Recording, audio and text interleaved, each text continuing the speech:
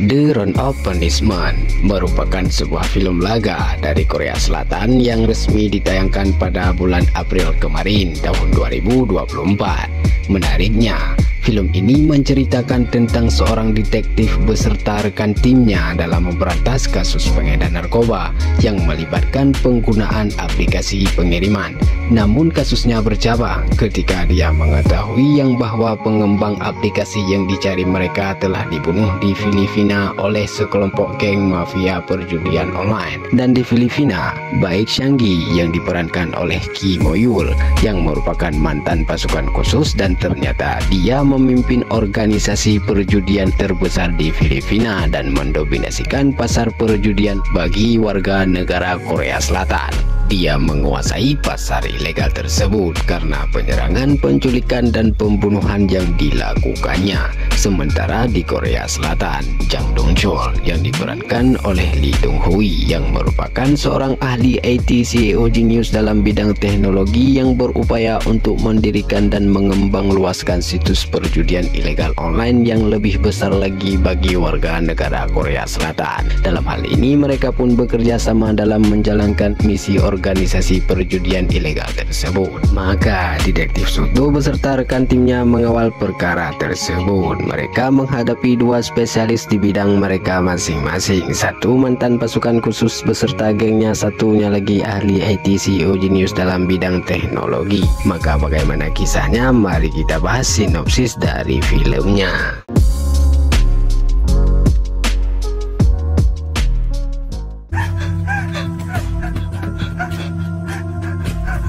Berawal dari Jo Sung-jae, bocah SMA dari Korea Selatan yang melanjutkan pendidikannya di bidang teknologi dan kemudian mendapatkan pekerjaan di Filipina.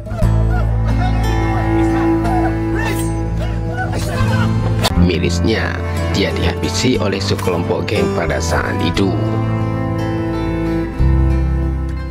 Di Korea Selatan, maraknya narkoba di kalangan masyarakat yang memaksa detektif Suk-do beserta rekan tim harus bekerja setiap harinya. Detektif Suk-do menggerakkan tim dalam operasi penggerebekan sarang bandar. Operasi pun berlanjut.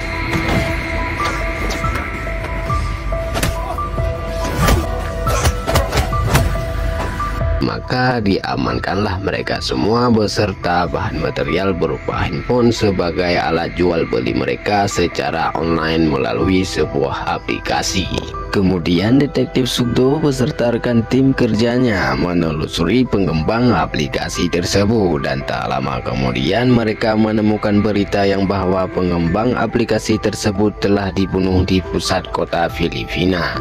Setelah korban dipulangkan, dari hasil otopsi mengatakan korban bersih, tidak menggunakan obat-obatan terlarang. Dokter menjelaskan dia tewas pisau yang menembus ulu hati dan bersarang di jantungnya dan mengalami patah tulang akibat penganiayaan jangka panjang. Detektif Suk-do meyakini korban dihabisi bukanlah perkara narkoba. Dan beberapa hari setelah itu, detektif Suk-do diberikan selembar surat dari penjaga makam, dan itu berupa wasiat yang ditulis ibu Sung-ji, yaitu ibu si korban, sebelum dia mengakhiri hidupnya. Isi surat tersebut adalah, "Saya pergi menyusul Sung-ji. Saya tidak memiliki kekuatan hidup tanpanya. Orang-orang yang membunuh dia tolong dihukum mereka." Hal ini membuat detektif Suk-do merasa sangat bertanggung jawab atas kasus ini.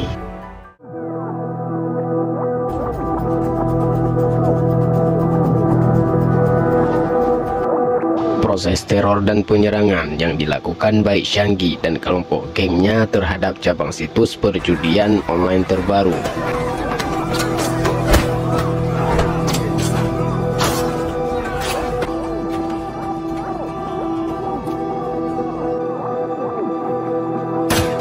Mereka menghabisi semua yang menjadi penghalang bagi mereka.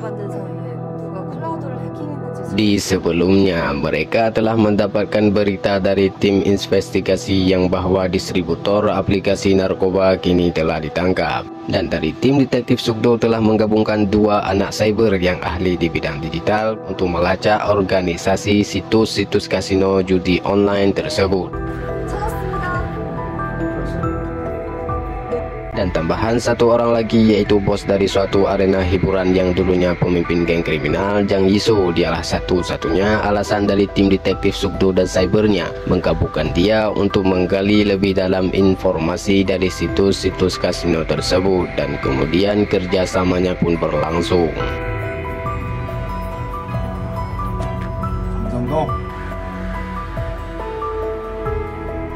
Ketika Jang Yiso dan ketua dari tim cyber mendatangi sebuah kasino,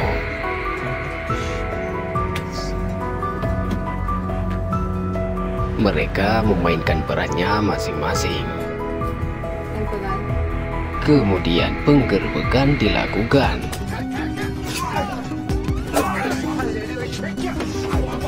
Dan kepala dari cabang kasino tersebut ditangkap dan diperiksa. Lalu investigasi pun berlanjut ketika informasi baru telah didapatkan. Dari informasi yang didapat, kemudian DPO yang baru ditargetkan. Dia adalah Yo Song Choi, bos dari usaha baju yang sering mengekspor pakaian palsu ke luar negeri. Kemudian dia diperiksa karena banyak pencucian uang dalam bentuk penerimaan pembayaran. Yang mereka berdua tadi adalah kacung-kacung dari mafia besar perjudian online yang selama ini dicari-cari oleh detektif Sugdo dan tim cybernya. Kemudian keluar dari pengawalan tim, barang bukti pun dihilangkan.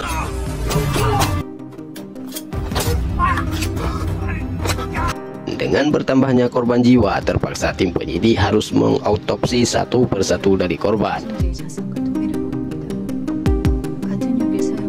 Dan korban terakhir membuat mereka lebih merasa terbuka peluang dalam kasus ini, sehingga membuat detektif Sugdo dan tim penyidiknya harus bertindak cepat dan bergerak menuju ke sebuah gedung perusahaan.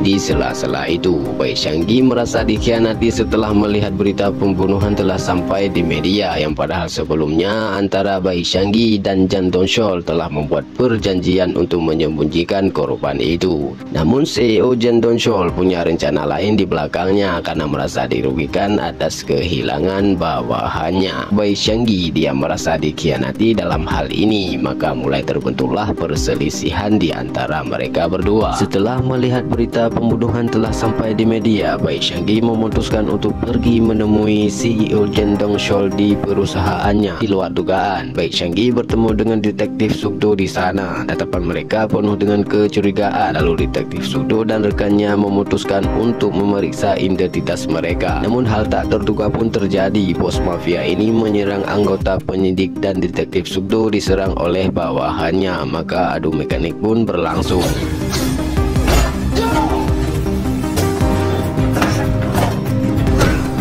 Kemudian Bai Xianggi terlintas di pikirannya untuk mengalihkan perkelahian itu, karena memang dia di sini bukan itu tujuannya. Dan seperti biasa, dia memainkan peran hobinya dengan menambah angka korban jiwa dengan pisaunya itu. Lalu mereka pun melarikan diri.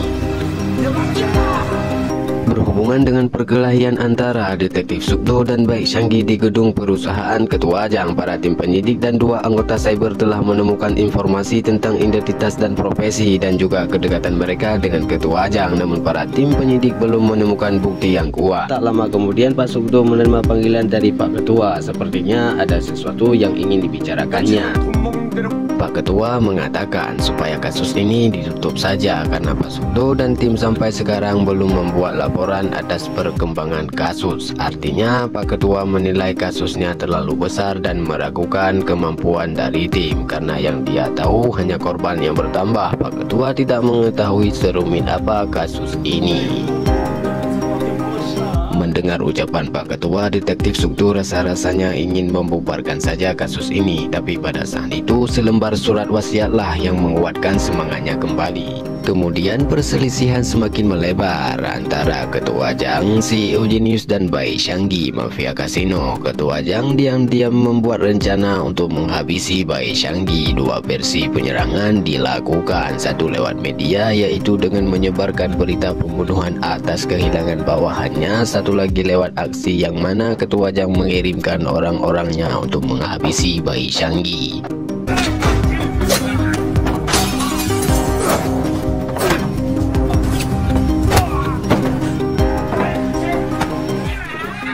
Ya, ini bukan apa-apa bagi dia. Bukankah dia mantan pasukan khusus? Maka tumbanglah mereka semua. Di kantor polisi, Pak Sugdo kembali dengan semangat barunya. Dia mulai menyusun rencana baru. Dia mengatakan bila perkara ini menyangkut dengan digital ini memakan waktu yang banyak bila kita mengejar. Yang ada hanya korban jiwa yang bertambah. Menariknya, dalam menghadapi penjahat yang ahli bidang IT digital sebagai alat mereka, Pak Sugdo menerapkan sistem monopoli. Artinya ketika kita mengejar maka mereka akan lari. Nah, kali ini kita akan buat mereka yang mengejar kita dengan cara membuat pesaing berat, maka mereka akan mencari kita. Lalu dalam misi ini mereka butuh seseorang yang profesional dalam bidang itu untuk memulai proses berjalannya kasino. Kemudian Pak Sugdo meminta Jang Yisu sebagai aktor utama karena pernah berpengalaman di bidang ini, hingga pada akhirnya mereka pun bekerja sama. Di Filipina, Pak Jang Yisu mengatur semua persiapan pengoperasian untuk menjalankan bisnis kasino dan dibantu oleh tim penyidik. Sedangkan Pak Ketua, Pak Sugdo, dan anggota cyber lainnya memantau jauh dari Korea. Mereka yang di Filipina terus mengembangkan bisnis kasino. Tujuannya supaya lawan mendetek lokasi mereka, dan itu berhasil. Kemudian tidak tinggal diam seperti hal biasa ketika ada cabang baru, artinya mereka akan bergerak menyerang dan menghancurkannya. Kemudian aksi penyerangan dilakukan dan tim telah mempersiapkan semua menunggu dan mengepung mereka.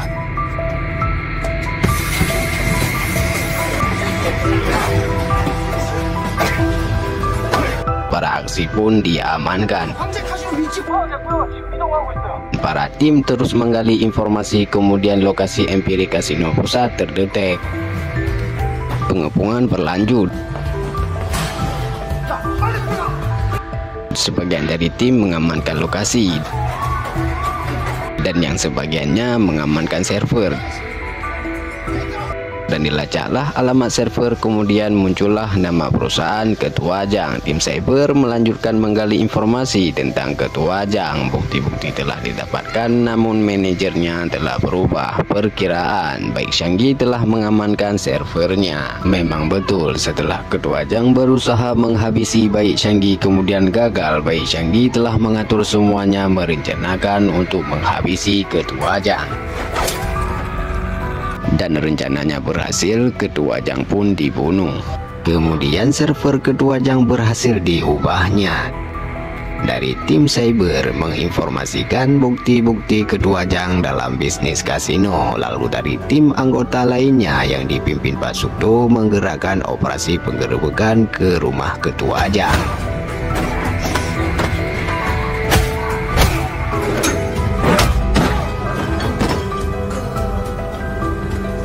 Namun setelah semuanya diamankan, diberitahukan bahwasanya Ketua Jang Dongshol telah dihabisi oleh Bai Xianggi yang setelahnya hendak balik ke Filipina. Kemudian Pak Sugdo meminta dari tim cyber dan digital untuk melacak posisi Bai Xianggi di bandara. Tujuannya apabila Bai Xianggi berhasil lolos ke Filipina, kata Pak Sugdo, kami tidak akan bisa menangkapnya lagi, sehingga membuat anak-anak digital dari tim cyber bekerja keras dalam hal ini. Tidak lama dari itu, mereka pun menemukan posisinya yang hendak menuju ke pesawat, dan itu membutuhkan waktu 10 menit sebelum keberangkatan pesawat berlangsung. Kerja kerasnya pun berlanjut. Kini dia telah berhasil menuju di pesawat dalam waktu 5 menit dan mempunyai kesempatan 5 menit. So, yang penasaran aksinya, mari kita lanjut. Setelah Pak Sugdo berada di pesawat, semua penumpang dipindahkan ke ruang untuk proses penangkapan. Kemudian di sana keangkuhannya ditunjukkan dengan melontarkan kata, apakah kamu baik-baik saja sendirian? Ya, kata Pak Sugdo sambil membalas keangkuhannya dengan mengatakan, saya seorang polisi, saya tidak memukul orang terlalu keras karena saya takut mereka akan mati. Jadi tenang saja, saya akan bersantai di sini. Maka suasana pun semakin menyala. Baik Changi mulai menyerang. Teknik pertahanan diterapkan Pak Sugdo dalam menghadapi dua lawan sekaligus. Satu persatu dibantingnya. Kemudian Pak Sugdo dikeroyok pukulan demi pukulan diluncurkan. Teknik defense-nya diaktifkan karena lawan terus-terus menyerang. Pak Sugdo memutuskan untuk melumpuhkan lawan satu demi satu. Baik Changi mulai menyerang Pak Sugdo seperti biasa. Peran hobinya dimainkan. Gak ada pisau gak asik katanya. Pak Sugdo mulai terluka karena pisau dimainkan oleh ahlinya. Baik Changi yang hendak melumpuhkan Pak Sugdo di lehernya. Kemudian Pak Sugdo menepis dan tertusuk menembus tangan. Pisau yang dipegang Changi menusuk tangan Pak Sugdo. Kemudian Pak Sugdo melawan dengan mematahkan tangannya. Lalu pukulan berbeda pun diluncurkan hingga Baik Changi pun terjatuh.